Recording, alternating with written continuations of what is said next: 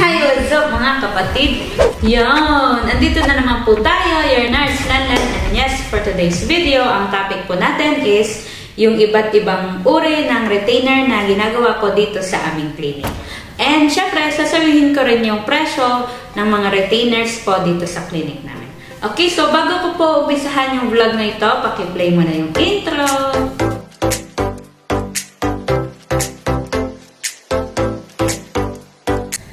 Yan, welcome back. May tatlong klase po kaming retainer na ginagawa.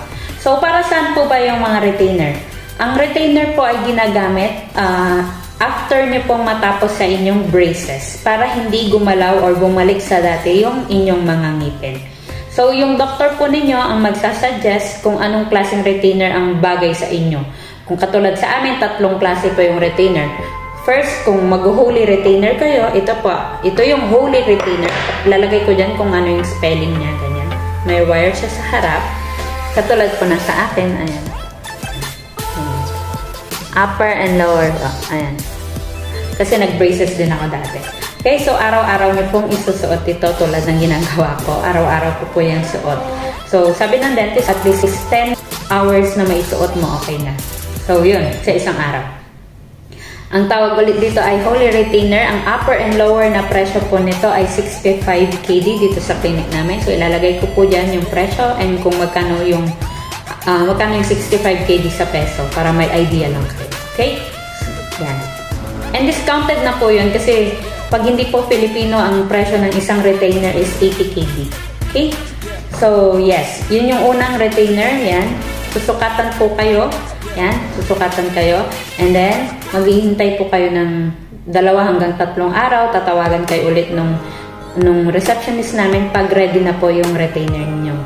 So, after 2 to 3 days, ayan, pagka naibigay na ng technician sa amin pabalik ng mga retainer niyo, tatawagan po or may message kayo ng receptionist namin para matry nyo po yung retainer. Okay, para kung hindi po nag-fit, ibabalik po ulit yan sa technician. Okay, so second po na retainer na ginagawa sa clinic namin is ito po. Yung plastic siya. Parang vacuum retainer siya pero more on, mas tinatawag po namin siya ditong Essex retainer. Okay, ilalagay ko po dyan yung pangalan. Ayan. Para rin po siya yung kanina, removable din po ito. Ayan. Ganyan po ang itsura niya. So, ganun din po yung presyo nito, 65 KD din po. Ganun din po yung gagawin. Susukatan po kayo, upper and lower. And then, tatawagan din po kayo pag ready na siya. Okay? So, pareho lang siya ng ginagawa dito sa holy retainer. Okay. So, yung next na ginagawa po dito sa clinic namin na klase ng retainer is ito pong lingual retainer. Ayan, maglalagay po ng wire sa loob ng yung mga ngipin. And then, ididikit po. Ganyan siya. So, permanent na po yan. Hindi na yan natatanggal. Ang disadvantage lang nito, hindi mo mapoploss yung ngipin mo. Kaya, yung sa akin, mas pin-refer ko na yung removable na lang kesa sa lingual retainer. Kasi gusto ko pa rin napoploss yung ipin ko. So, ganyan po siya. So, ang presyo po ng ganito po dito sa aming clinic, 20 KD po per arc. So, kung upper lang ang lalagyan, 20 KD and lower lang is 20 KD. Pag mga expat and Filipino lang po. Pero pag hindi Filipino, yan, 80 KD po rin ang isang arc. Okay? So, yun. Yun lang po yung gusto kong i-share sa inyo. Kasi marami rin nagtatanong. Minsan nga may mga nagtatanong gusto magpa-retainer kahit hindi naman sila nag-braces. So, yun, hindi po. Para lang po ito sa mga nag-braces po, natapos yung mga braces na nila na treatment and in-advise ng doctor sa kanila na ganitong klaseng retainer po yung isusuot nila. Para nga hindi gumalaw at bumalik sa dati yung kanilang mga ngipin. Okay, so kung may mga katanungan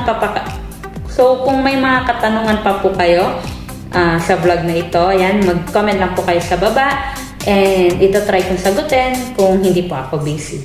Okay, so kung gusto nyo pong magpunta sa clinic namin, lalagay ko dyan yung address and lalagay ko na rin po dyan yung contact number ng receptionist namin dahil bawal po ang walk-in. Okay, so Friday is day off, kaya pag hindi kayo sinagot ng Friday, ayan, okay lang po yun. Hindi po dahil dinededma kayo, dahil po day off po namin. So, wala po talagang sasagot ng Friday. Okay? So, yun lang po yung gusto kong i-share and I hope naintindihan ninyo.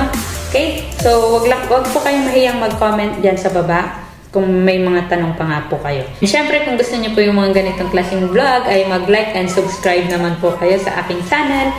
And yun, i-hit nyo na rin yung notification bell para lagi kayong updated sa mga videos ko. Okay? So, okay, magpapaalam na. Thank you for watching and see you next time. Bye-bye!